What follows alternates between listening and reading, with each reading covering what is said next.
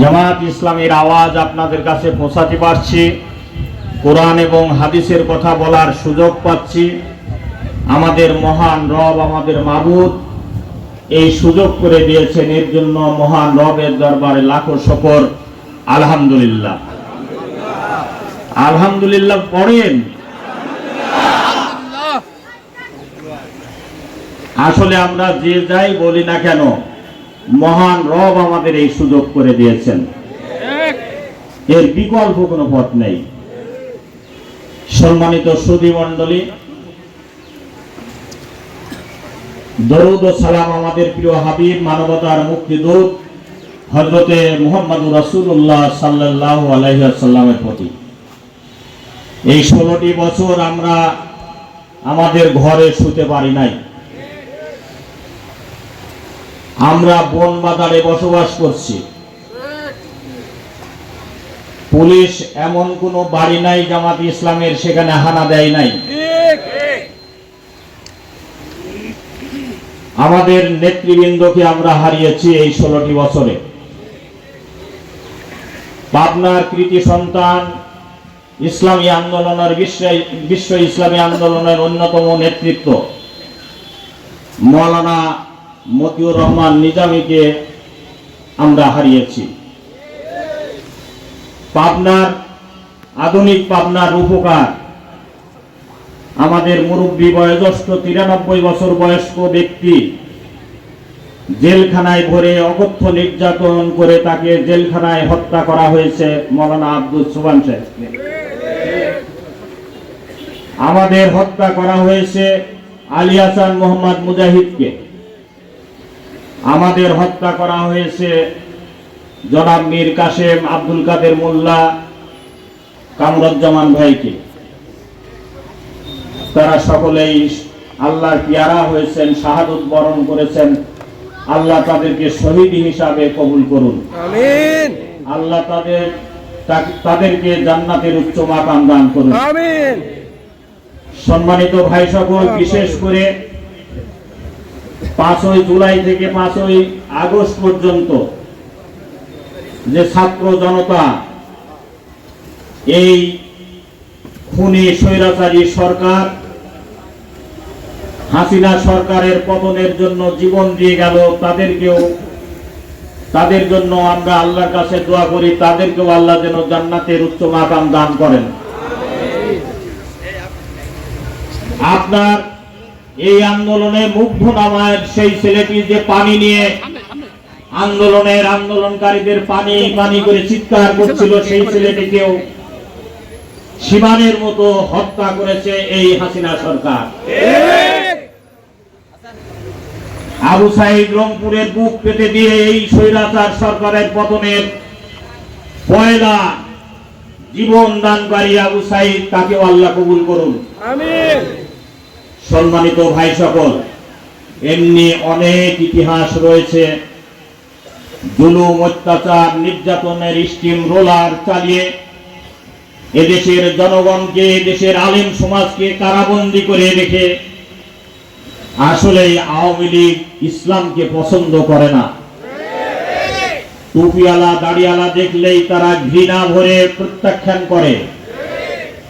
আলেমদেরকে কারাগারে কারারুদ্ধ করে রাখে, আলেমদেরকে ফাঁসি দিয়ে অত্যাচার করে নির্যাতন করে শহীদ করে।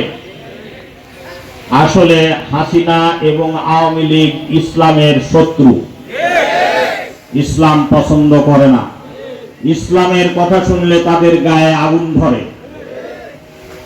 এই জন্য আমরা বলতে চাই, এদেশের মানুষ ইসলাম প্রিয়, এই জন্য হাসিনাকে আর চায় না, আওয়ামী লীগকে আর চায় না।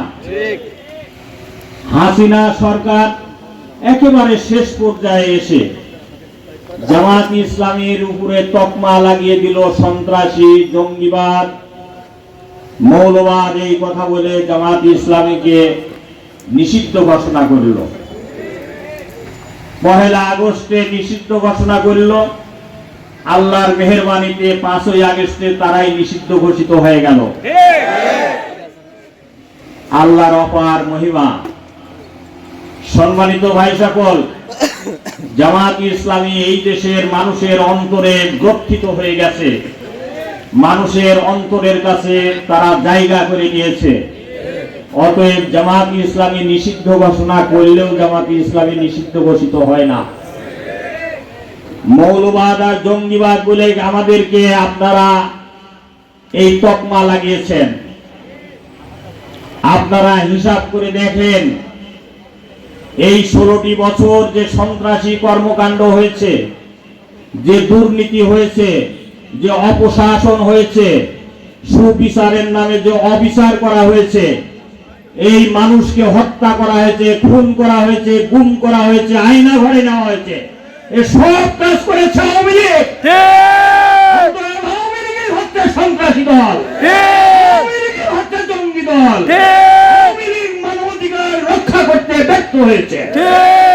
সম্মানিত ভাই সকল, আমি আর একটা কথা বলতে চাই।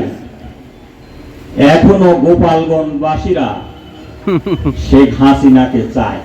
ঠিক, গোপালী তারা বলছে যে আমরা আবার ফিরিয়ে নিয়ে আসব। আমরা বলছি তাকে আবার ফিরিয়ে নিয়ে আসা হোক। অন্তর্বর্তীকালীন সরকারের কাছে আমাদের আহ্বান, আমাদের দাবি, এই খুনি আমার অনেক মায়ের বুককে খালি করেছে, আমার ভাইকে হারিয়েছি, অনেক আলেমকে কারাগারে রুদ্ধ করেছে, আয়না ঘরে রেখে আমাদের সন্তানদেরকে অন্যায়ভাবে হত্যা করা হয়েছে। অতএব তার বিচার হওয়া মানবিক দাবি, বিবেকের দাবি। অতএব তাকে ফিরিয়ে নিয়ে আসা হোক এবং আন্তর্জাতিক আদালতে তার বিচার করা হোক। আমরা তার শাস্তি দাবি করি, আমরা তার বিচার দাবি করি এই অন্তর্বর্তীকালীন সরকারের কাছে। সম্মানিত ভাই সকল, এরপরে বলা হচ্ছে, আমাদের কোন কোন ভাইয়েরা বলেন যে জামাতি ইসলামের লোকজন সন্ত্রাসী করে এবং জামাতি ইসলামী যদি ক্ষমতায় আসে তাহলে হিন্দুদেরকে কচু কাটা করে ফেলবে এবং ওনাদের এই যে কি বলে কাওয়া কাদের নাকি, হ্যাঁ, উনি বলেছিলেন হাসিনা যদি সরে যায় তাহলে 5 লক্ষ লোক বাংলাদেশে খুন হয়ে যাবে। কয় লক্ষ লোক খুন হয়েছে? কয়জন খুন হয়েছে? অতএব এই সব অপপ্রচার চালিয়ে জামাত ইসলামীকে দায়ী করার চেষ্টা করা হয়। আমরা পরিষ্কার করে বলতে চাই, জামাত ইসলামীর আমির ডক্টর শফিকুর রহমান সাহেব 5 তারিখে ঘোষণা করেছেন, কারুর বাড়িতে লুটপাট করা যাবে না, কারুর বাড়িতে অগ্নিসংযোগ করা যাবে না, সাম্প্রদায়িকতার ধোঁয়া তুলে হিন্দুদেরকে অত্যাচার করা যাবে না। জামাত ইসলামীর একজন আত্মা কর্মীও কারুর বাড়ি লুট করে নাই, চাঁদাবাজি করে নাই, অগ্নিসংযোগ করে নাই। হিন্দুদেরকে আমরা পাহারা দিয়েছি, আমরা মন্দিরকে পাহারা দিয়েছি। এই ইতিহাস আছে জামাত ইসলামীর। আওয়ামী লীগালারাই আমাদের হিন্দু ভাইদের উপরে অত্যাচার করেন। আপনি ঈশ্বর দিতে খোঁজ নিয়ে দেখেন, যেসব হিন্দু ভাইরা ঘর বাড়ি ছেড়ে আমাদের এই জন্মভূমি মাতৃভূমি থেকে বাংলাদেশ ছেড়ে ওপারে চলে গেছেন, সব জমি জাতি সবকিছু দখল করেছে আওয়ামী লীগের লোক। আমি চ্যালেঞ্জ দিয়ে বলতে চাই, জামাত ইসলামের একজন সমর্থক হিন্দুদের গায়ে একটা টোকা দেয় নাই। আমি চ্যালেঞ্জ দিয়ে বলতে চাই, কোন মন্দিরে জামাত ইসলামীর লোক হামলা করে নাই। যদি প্রমাণ করতে পারেন, আমি আবু তালেব মন্ডল জামাত ইসলামী করব না। সম্মানিত ভাই সকল, হিন্দু ভাইদের আমরা আশ্বস্ত করতে চাই, জামাত ইসলামী আপনাদের পাহারাদার, জামাত ইসলামী আপনাদেরকে দেখে শুনে রাখবে। এখন আবার কিছু কিছু ভাইয়েরা ধোঁয়া তুলছেন, আচ্ছা, জামাত ইসলামী যদি ক্ষমতায় আসে তাহলে তো মহিলারা বাইরে যেতে পারবে না, একেবারে কালো বোরকা হয়ে তারপর বাড়াইতে হবে। কেন যেতে পারবে না? আমরা পরিষ্কার বলতে চাই, জামাত ইসলামীর বাড়িতেও তো মহিলারা আছে, তারা কি বাইরে যায় কি না যায়, তারা কি হাটে বাজারে যায় কি না যায়, তারা কি স্কুল কলেজে পড়াশোনা করে কি করে না, অথবা স্কুল কলেজের শিক্ষকতা করে কি করে না। অতএব আমাদের সম্মানিত বোনদের আমরা আশ্বস্ত করতে চাই, এই সব ধরনের অপপ্রচারে আপনারা কান দিবেন না মেহেরবানি করে। হিন্দু ভাইদেরকেও সেই অপপ্রচারে কান না দিতে আমরা আবেদন করছি। সম্মানিত ভাই সকল, জামাত ইসলামীর একজন কর্মী মানে হচ্ছে সমাজ কর্মী।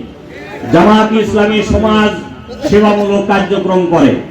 আপনারা দেখছেন গত 2 বছর আগে বন্যার সময় আমাদের আমিরে জামাত সিলেটে যখন বন্যা হলো, পানির মধ্যে নেমে ট্রাকস্যুট পরে তিনি বাড়িতে বাড়িতে গিয়েছেন, মানবতার দিক লক্ষ্য রেখে মানুষের পাশে দাঁড়িয়েছেন। যারা অন্ন পায় নাই, বস্ত্র পায় নাই, তাদেরকে বস্ত্র দিয়েছেন, অন্ন দিয়েছেন, খাবার দিয়েছেন। এই কাজগুলি আমাদের আমিরে জামাত করছেন এবং আমাদেরকে শিখিয়েছেন। আল্লাহর মেহেরবানিতে আপনারা দেখছেন এই কামালপুরে আপনার 14টা গরু আপনার বজ্রপাতে মারা গেল এবং তার সন্তান মারা গেল।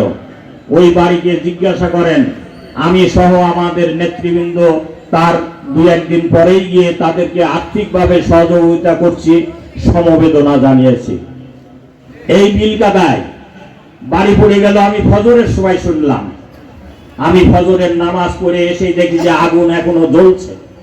আমাদের এই ভাইরা, এই যে ইসমাইল হোসেন রনির নেতৃত্বে, সেখানে দেখলাম ডেক ভরে আপনার খিচুড়ি পাকায় ওই সব বাড়িগুলির ভাই বোনদেরকে খাওয়াচ্ছে।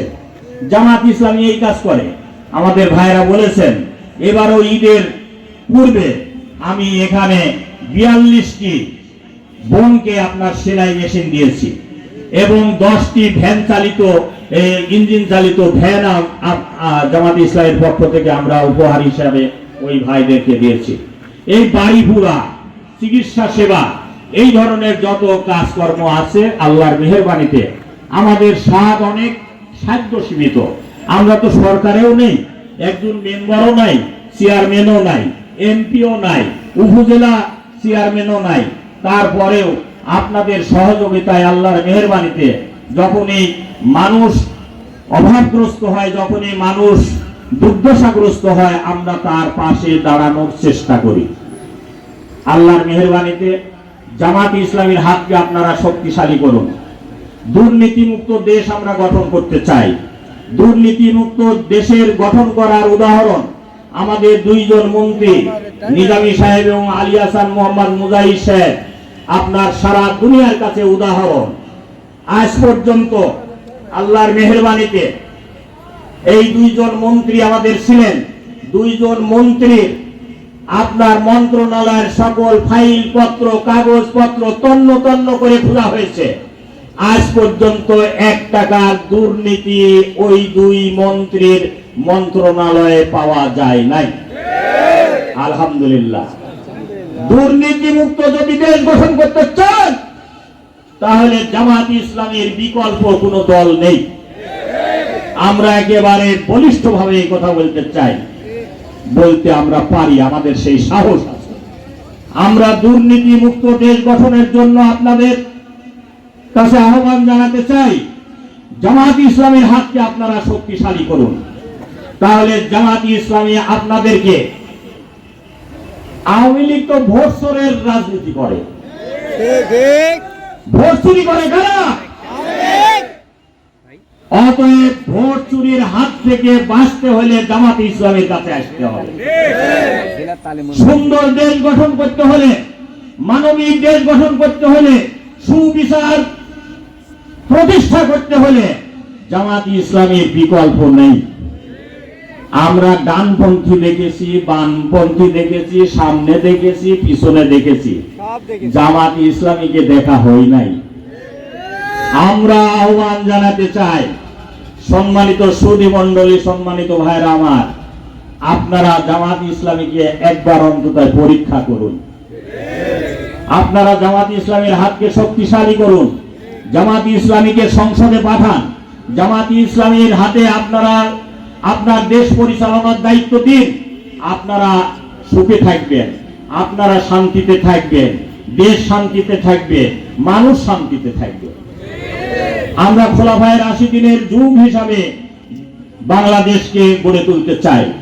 হযরতে ওমর ফারুক রাদিয়াল্লাহু তাআলা আনহু আপনার দেখেছেন, তিনি ঘোষণা করেছেন ফোরাত নদীর তীরে যদি একটা কুকুরও মারা যায় তার জবাবদিহিতা কাল কিয়ামতে দিতে হবে। আমরা সেই অনুসরণ করি। হযরতে ওমর ফারুক রাদিয়াল্লাহু তাআলা আনহু নিজে আটার বস্তা মাথায় নিয়ে হাওয়ান্ন অবস্থায় যেসব ভাই এবং বোনেরা ছিলেন তাদের পাশে তিনি দাঁড়িয়েছেন, নিজে মাথায় আটার বস্তা নিয়ে গিয়েছেন।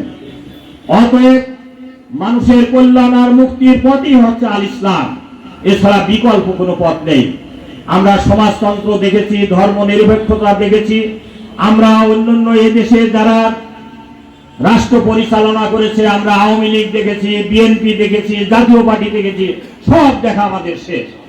আমরা এবারে জামাত ইসলামীকে দেখতে চাই। জনগণ বোধহয় তাই চাচ্ছে। আমার কাছে যত আওয়াজ আসে কানে এটাই বুঝতে পারি।